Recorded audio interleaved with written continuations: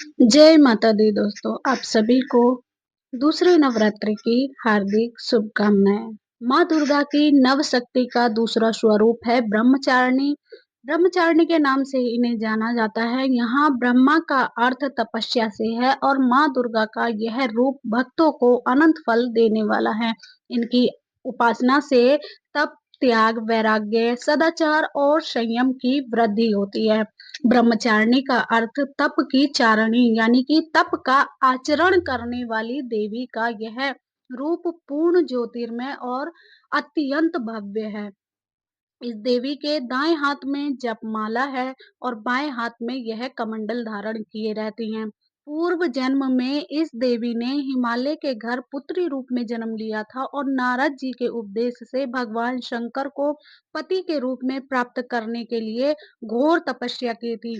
इस कठिन तपस्या से के कारण इन्हें तपचारिणी अर्थात ब्रह्मचारिणी नाम से अभिहित किया गया। 1000 वर्ष तक इन्होंने केवल फल फूल खाकर बिताए और 100 वर्ष तक केवल जमीन पर रहकर शाक पर निर्वाह किया। कुछ दिनों तक कठिन उपवास रखे और खुले आकाश के नीचे वर्षा और धूप के घोर कष्ट भी सहे। 3000 वर्षों तक कठिन उपवास रखे और टूटे हुए बिल्व पत्र खाए और भगवान शंकर की आराधना करती रहीं। इनके बाद तो माता ने सूखे बिल्व पत्र खाना भी छोड़ दिया और कई हजार वर्षों तक निर्जल और निराहार रहकर तपस्या करती रहीं।